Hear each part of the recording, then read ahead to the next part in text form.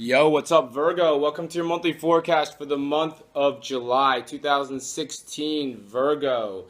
For the majority of the month of July, the sun is going to be transiting the sign of Cancer. And for you as a Virgo, Cancer is your 11th house. And the 11th house has to do with friendships. It has to do with your social situation. So, Virgo, you're going to be going out and having a lot more fun than you have lately, starting in July and then all the way up until July 22nd. And on July 22nd, the sun is going to shift into the sign of Leo. And Leo is actually your 12th house. And the 12th house has to do more with introspection, self-contemplation. The 12th house has to do with finalizations. The 12th house has to do with letting things go. So there's going to be a lot of a shift there. For the majority of the month of July, you're going to be going out. You're going to be having fun. You're going to be in social situations. That's because the sun's going to be in the sign of Cancer, your 11th house of friendships. When that sun moves into Leo, your 12th house of introspection on July 27th, on July 22nd, after July 22nd, it's going to be more about, the pace is going to slow down a lot. And it's going to be more about introspection and just taking it easy. But those are the main themes for the month of July 2016 for you, Virgo. Now I'm going to talk about some more specific major astrological events that are set to occur for this month and what they mean for you. Right off the bat on July 3rd, the sun in the sign of Cancer, that 11th house of friendships in your social situation, is making a positive aspect to Neptune, which is in Pisces. And Pisces is your 7th house of one-on-one relationships. So this is a great day for hanging out with your friends, Virgo. Mark this one for your calendar to go out and have some fun, because this is really going to bring a lot of positive energy with the relationships that you have in your friendships.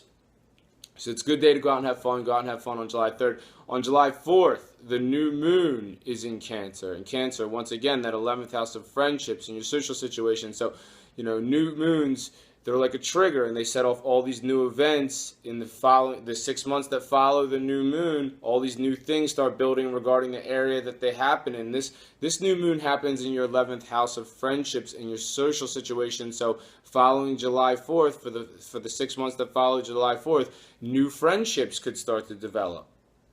New social situations. You may begin, doing new things with your current friends.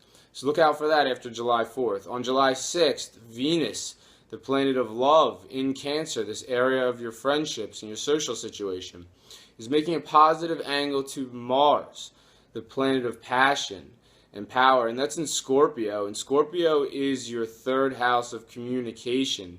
So what does this suggest on July 6th? It sounds like somebody in your circle of friends is romantically attracted to you. And it may even they may even be like romantically attracted to you. They may be sexually attracted to you. And this could be like anybody on social media that you're friends with, anybody that you see like physically, like out at the bar or wherever you hang out. And it could be vice versa. You could be attracted to somebody in your circle of friends. And there could be positive communications about this or with a person. Or if you're coupled up, then this just means that maybe you and your love interest are hanging out, with your friends in a social situation, and it's just a really great time. On July 7th, Mercury, the planet of communication, is in Cancer, your 11th house of friendships in your social situation, and it's making what's called an opposition to Pluto, and Pluto is in Capricorn, and that's your 5th house of romance. And Pluto's actually doing a retrograde in Capricorn. A retrograde is where everybody thinks the planet's going backwards when it goes retrograde, but it's not really going backwards. It just looks like it is. But what does it mean astrologically? Well, Mercury and Pluto are facing off. They're doing what's called an opposition. And this is a challenging aspect. So it's between the area that has to do with your friendships and the area that has to do with romance. So it sounds like maybe your friends don't really like your romantic interest very much, or maybe your romantic interest doesn't really like your friends that much. And this, because Pluto's going retrograde, it has to do with maybe a romantic interest from the past. So whoever this person is that you might be romantically involved with from the past, this is not for every Virgo, but maybe for those who are involved with romantic interest from the past. It sounds like your friends maybe don't like this person very much, or whoever's in your social situation may not like this person very much, and this person may not like your friends very much. So look out for that one on July 7th. On July 12th, Venus, the planet of love, enters Leo, and Leo is that 12th house area for you, and it's going to be there until August 5th. So from July 12th and August 5th, I mean the 12th house, Leo for you is the 12th house, and that's about letting go. So maybe between July 12th and August 5th, Venus is going to be there, and it's just going to be letting go of a love relationship that maybe is no more in your life. Potentially. That's not the case for every Virgo. So some Virgos, this 12th house area also has to do with things that are private and hidden. So between July 12th and August 5th, you may actually be enjoying some private or hidden romance. On July 16th, Mercury, the planet of communication in Leo, that 12th house area for you, is actually making what's called a conjunction to the planet Venus. Venus is the planet of love. And it's on July 16th, it's making an exact conjunction in your 12th house in Leo. So this sounds like to me that you're talking to somebody privately about someone that you're trying to let go of, who maybe you used to have a romantic situation with, or used to be a romantic interest for you, or this could be a current private romantic encounter that you're having. So it depends on your situation, Virgo. On July 19th, there's a full moon in Capricorn, and Capricorn's that 5th house area for you, and the 5th house has to do primarily with your romantic situation. So on July 19th, after the full moon hits, full moons, they tend to shake things up sometimes. They tend to bring developments. Sometimes they can do both. It's a shake-up, then a development, and then you're like, oh, okay, so that's why that happened. But they're not meant to frustrate you. They're meant to make change so that you can be happier moving down the pike. So this all depends on your situation, Virgo. If you're a single Virgo, you may begin to see someone who's a romantic interest at this time or following this event. If you're in a relationship and it's going well, you could take it to the next level. Like if you're not engaged, you might get engaged. If you're engaged, you might get married. If you're married, there could be new developments about your marriage. Or if your relationship's if your romantic situation's not going well, there could be some sort of shake-up or a little bit of a disruption there. So look out for that on July 19th. Once again, all depends on your unique situation, Virgo. On July 20th, Venus, the planet of love, is in Leo, that 12th house area for you, that area that's hidden and private and secret.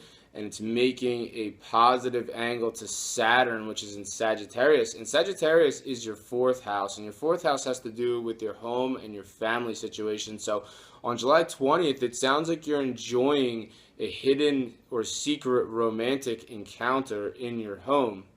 So look out for that one on July 20th. Could get pretty steamy at home there, Virgo.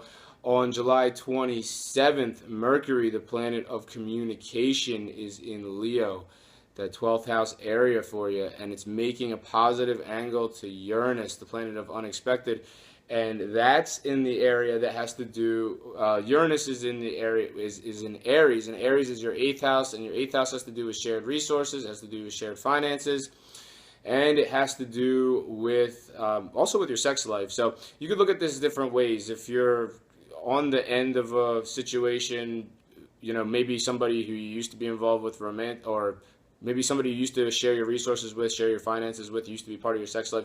This is talks about bringing that to an end, because Mercury's in that area that has the 12th house of endings. And this conversation could be going very well. Like you want this to come to an end, or you want to finally let go of it. Either that, or like I said, this area also has to do with secrets. So if that's not the situation where Mercury is, it's in an area of secrets. And it's making a positive angle to Uranus, the planet of the unexpected. And once again, Uranus is in Aries, that 8th house area that has to do with shared resources, shared finances, and it even has to do with business partnerships. So there could be some sort of like secret backroom business negotiation or deal going on the 27th. If that's not the case, then maybe it's a secret, passionate encounter regarding your sex life. On July 29th, Uranus, the planet of the unexpected, in Aries, that 8th house area for you. The 8th house, once again, has to do with your shared resources, your shared finances. and your sex life. And it's going to be doing what's called a retrograde. Everyone thinks retrograde is when the planet is actually going backwards. It's not. It just looks like it is. What does it mean astrologically? Well, Uranus is going to be going retrograde from July 29th all the way until December 29th. So it's quite some time. It's quite a process. And it sounds like here that you're going to be potentially for some Virgos, you're going to be trying to let go of somebody who you used to share your resources with, because Uranus is going retrograde. So that means something about someone who was in the past. So somebody you used to share your resources with, you used to share your finances with, you used to be part of your sex life. So you're going to be letting this person go from July 29th to December 29th.